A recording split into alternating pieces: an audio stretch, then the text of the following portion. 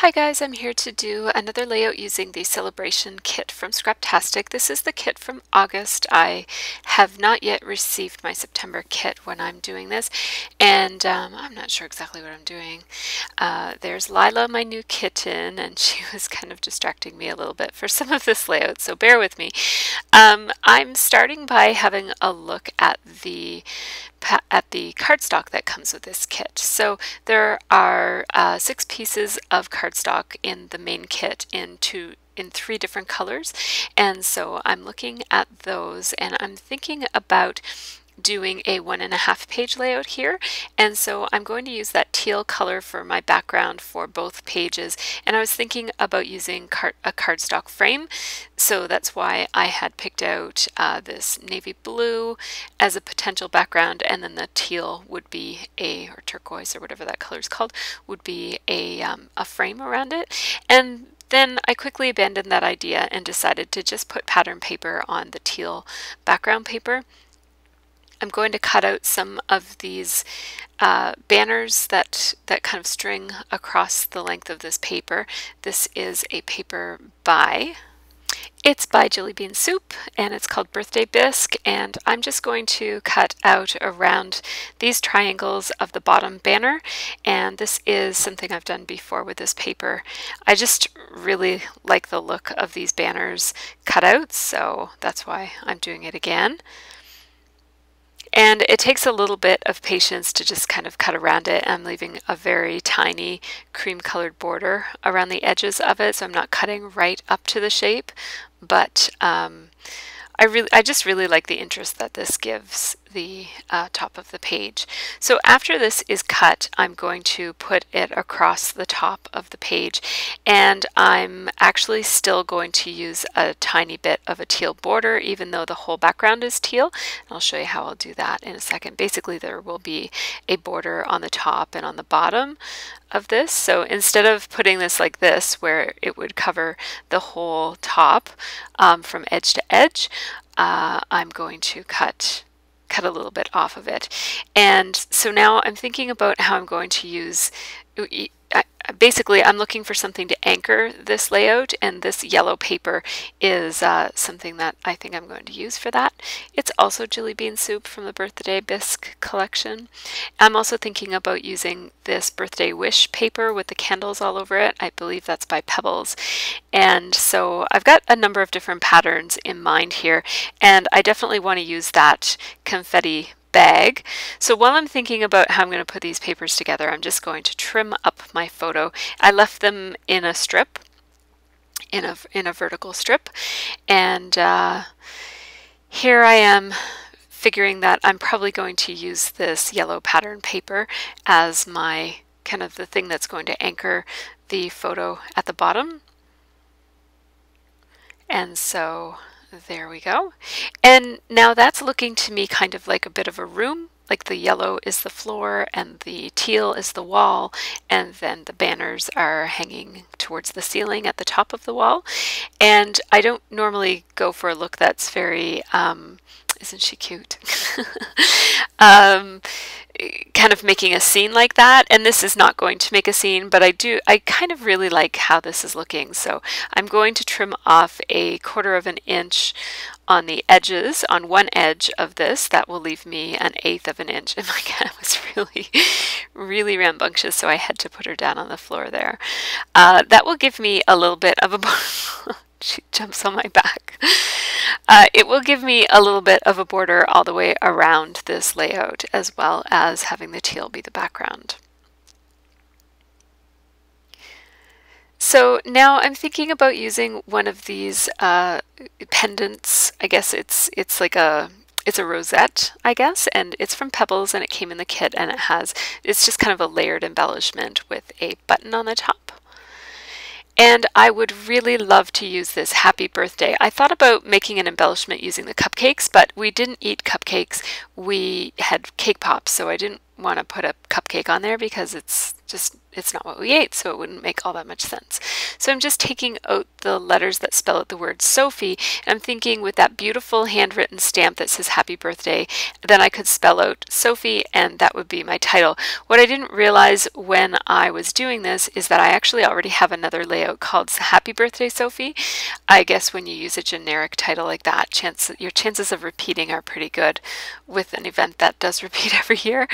But I really don't mind. I really love the way that the title turned out in this layout, and so I don't mind that it's the same as another birthday. It could be the same birthday too. I'm not entirely sure. I haven't gone back and looked. It's just when I named it, it told me that there was already something named that, so so I know that I've already used this title before. So now at first I was going to float the title up sort of in the middle of the wall. Sorry about my hat. I guess I positioned my tripod funny again.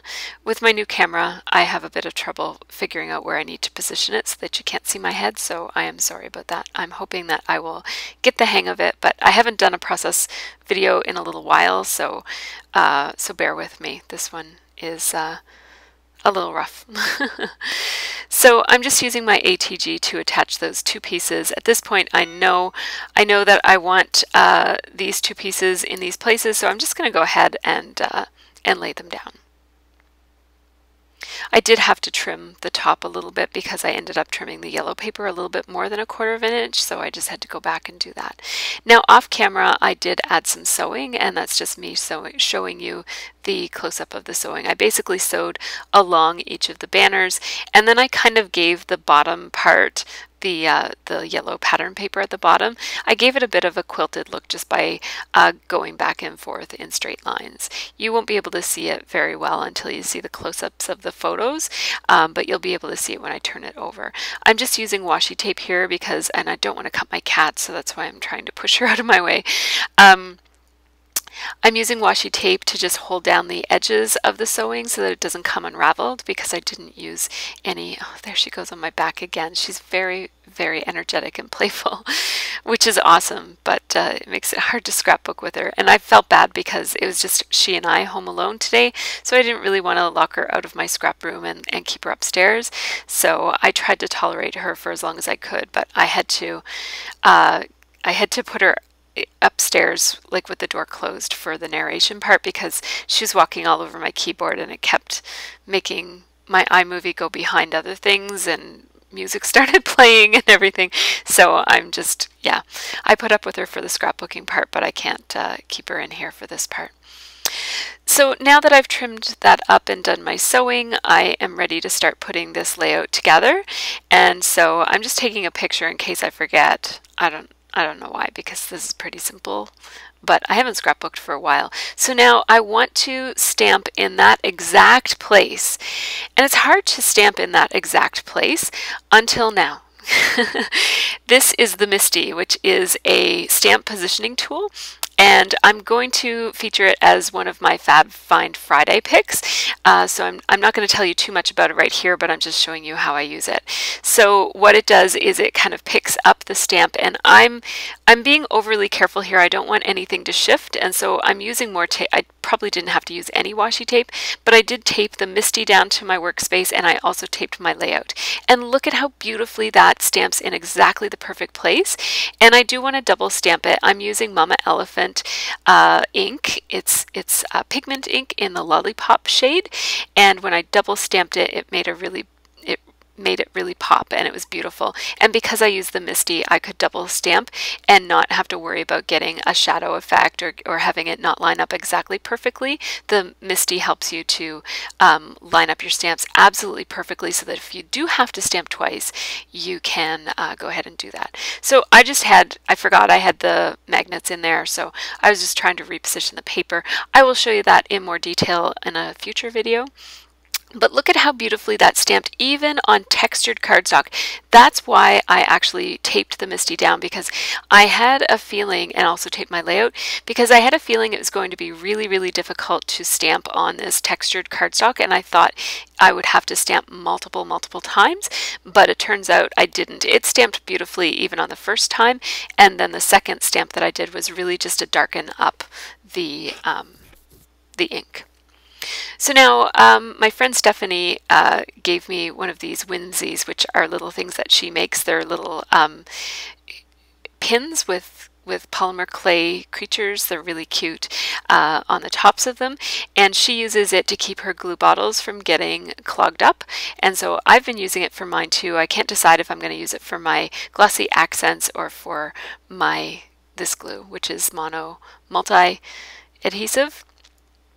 And I like this mono multi because it doesn't leave a shiny residue if it oozes out on the edges, and it's oozing out a little bit just because my bottle is oozing for some reason, and so I'm getting a little bit more glue on it than I had planned. So I'm just using this little toothpick. It's a little craft toothpick for applying some glue to my letters so that I don't get a ton of glue on there. You really only need the tiniest little bit to hold these letters in place.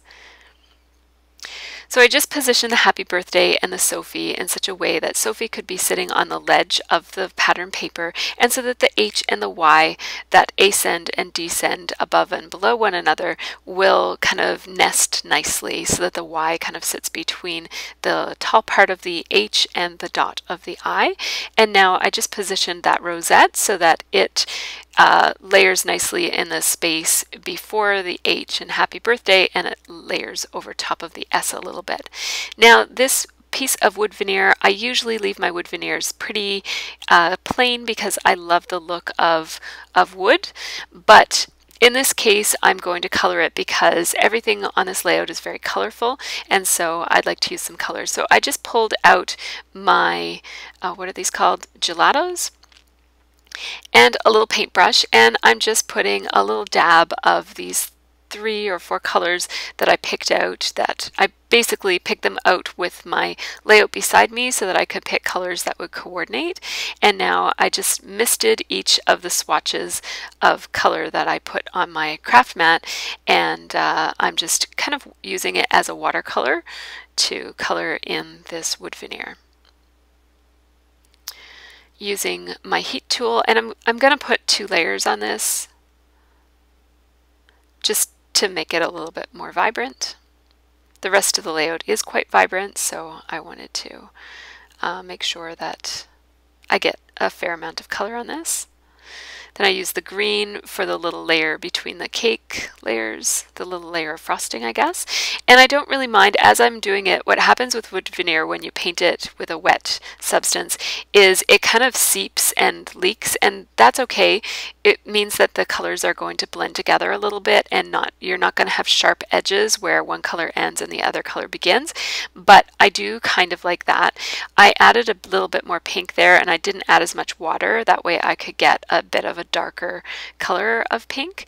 And now I'm just going to finish it off by painting these candles yellow. And as I mentioned, the colors kind of seep together because the wood veneer sucks the liquid, and it kind of gets this really beautiful watercolor effect. So that's what that looks like. I really love how it turned out, and I think the colors are perfect. So I'm just going to put my gelatos away now and clean up my craft mat. And hopefully I'll remember to zoom out. And I'm just going to place that right there, using some of that same glue. And I'm really loving how this is looking. And in a second now, I'm going to start using creating the other half. So I haven't fully completed embellishing that one, but I'm going to move on to the second one. And at this point I'm not entirely sure. I know that I want to bring some elements over. I have this third photo that's different. The first 2 photos were pictures of them making the nachos and then a close-up of the nachos, and then this third photo is of the 3 girls with the cake pops. And so so it's a little bit different, so that's why I'm kind of pulling it over. The subject matter of the photo is just slightly different. And I don't have the exact same strip of the banner paper for the top, but I'm thinking I'm going to go ahead and use this other strip, even though it's different banners. I don't think it really matters. And since it's my layout, I get to decide that kind of thing. So, you know, if that bothers you, then obviously you'd have to do something different, or maybe, you know, find a piece of that paper that's a little bit more similar. Even if it ended with the if it had the bottom line being the triangles, it might look a little bit more like it matches than mine does here, but I really don't mind. I mean, it's just a random bunch of banners hung up, and so I think if I were decorating a house, I wouldn't care if they were different, and so I'm treating my layout the same way. I think I've mentioned before, there are times when I do obsess over details like that, and I kind of try to get things looking just perfect, and then there are other times when I don't, and this is just one of those times when I don't really care that it's different. So I've got this set up now, and I did go back and do some more sewing off screen so that it just matches the other one. And so I wasn't intending on going with such a matchy second half page, but once I started, I decided to just kind of run with it. So I'm going to bring some of the same elements over. I'm thinking about doing some stamping on the other one, but I'm actually not going to. I'm going to use this party die cut that came in the Scraptastic kit, and I would love to be able to use that candle paper, that candle pattern paper by Pebbles, but I can't figure out how to use it. I really want to use this bag because 2 bags came in the kit, and since there's 2 kind of clusters with photos on this layout, on this kind of 2-page layout, I decided this was a perfect opportunity to use the second bag. I'm going to have it go off the edge of the paper, whereas on the other side the bag is fully on the paper, and I think that adds a little bit of interest. And I'm just hanging another banner up there, and this one is I'm just gonna leave it dangling. It wouldn't, you know, gravity wouldn't actually hang enable a banner to be hung that way actually, but that's one of the great things about scrapbooking, is that, you know, you can make it whimsical. It doesn't have to be perfect or make perfect sense all the time, and so I'm just putting it up there because I like how it looks up there. So now I have attached down my bag. That's going to be one of my layers. And my cat I can't even grab her. She keeps running away. Oh, and then my other cat came. And you know what? I was a lot less apt to get rid of Naomi because, off of my workspace, I mean, just because she doesn't come around as often. And so when she does, I like to take the time and give her a couple of pets. She's 17 years old and she has lots of patience with the younger cats, so I like to give her some attention when she wants it because she doesn't usually come looking for attention. So sorry about that little interlude of petting the cats. I want to spend as much time with Naomi as I can while she's still around. So now I'm thinking about embellishing this other side and thinking about what stickers might work. I have these Jelly Bean labels and I'm picking this one out. It says happy birthday to you with some colorful lines on the top and the bottom, and so I just tucked that under the rosette, and I'm going to put another thing on top of it, but I haven't decided exactly what at this point, so that will become a bit of a cluster. Now this bag was not actually attached evenly, and when I turned the half layout over, I could see very clearly that bag was quite off and not lined up properly. So I took it off and reattached it, and I just used my grid mat, the grid on my work mat, just to help me make sure that I am attaching it straight. So I'm using the thicker kind of pop dots for this one because I want there to be quite a shadow under the word party. And I want that because the pattern behind the word party is quite busy, and party is a very thin, difficult to notice embellishment, so I just wanted to stand out a little bit more. So I find that when I raise it with pop dots, it stands out a little bit better. So there's a little bunch of balloons that came on the sticker sheet that came in the kit, and they provide a really nice embellishment, and I like how it just happened that they fit behind there really nicely, and it looks like the strings kind of disappear underneath of that banner that I added above the rosette. So that becomes an embellishment cluster, and I like the scale of those balloons. They give a nice balance to the size of that big giant rosette, and I like how they overlap with the banners that are hanging. It looks very festive. I'm very pleased with how it's turning out, especially since I haven't scrapbooked for a while, and usually when I haven't scrapbooked for a while I hate my first layout, so I'm quite liking this one. So now I'm going to do something that I'm not going to end up staying with. I was going to layer some stickers here. These aren't going to stay there. That's not going to stay there either.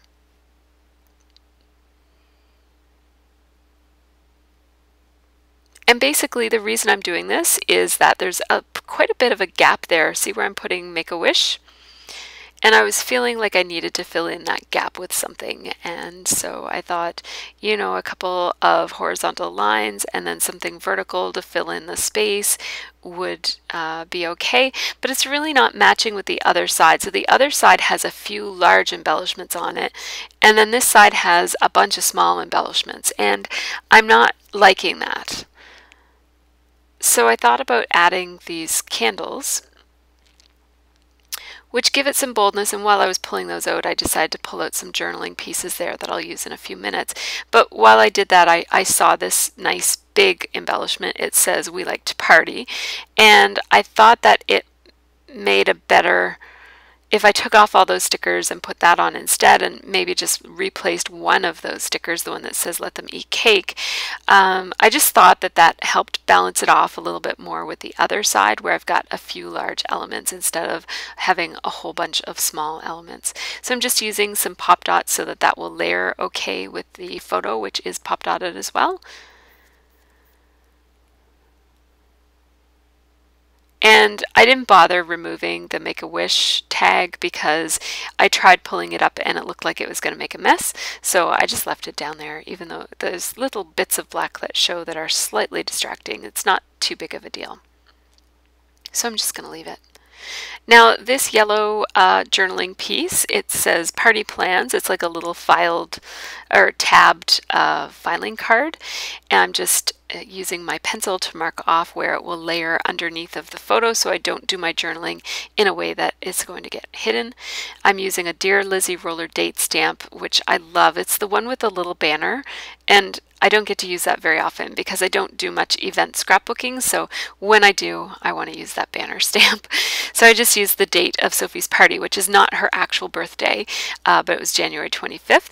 I used Stampin' Up! Smoky Gray, Smoke Slate, Slate Gray, Smoky, I'll get the title for you, sorry. And then I'm using a Zig pen that came in one of the Scraptastic kits as one of the bonus items. And I'm just doing my journaling with that in pink. It kind of coordinates with the letter stickers, not letter stickers, but the chipboard letters from Chili Bean Soup that I already put on there. Just going to erase the marking, and I just looked up the color of that ink and it is called Smoky Slate. So I'm just having a quick look at this and deciding there's no enamel dots or anything, and so that's what I'm thinking about doing at this point. Gave a quick second thought of maybe changing the order. I would love to get some stamping on that second page, but it's just not going to work with the design. So I think I'm going to call it a day. Let me see. What am I going to do here? Oh yes, so I flirted with the idea of using this party hat. The reason I would love to use the party hat is that I would love, because the cake is on the other side and it's a wood veneer, I would love to bring a wood veneer into this side and do the same watercolor technique using gelatos. But it looks gratuitous, so I can't figure out a way to put it on there in a way that works with the design that I already have, and I didn't want it to look like I just stuck it in for no good reason. So I actually didn't take, I didn't do the close-ups like I usually do in the video, so these photos are all that you're going to get of the close-ups of this one. You can also check out the link if you want to check out my Flickr, which shows all of the photos of this layout in quite a bit of detail. Yeah, so one thing that I really want to point out is how beautiful the stamping looks in this title on the very next frame that's coming up right now. That happy birthday stamp is one of my favorite stamps ever. So thanks so much for watching, everybody. I hope you have a really great scrappy week.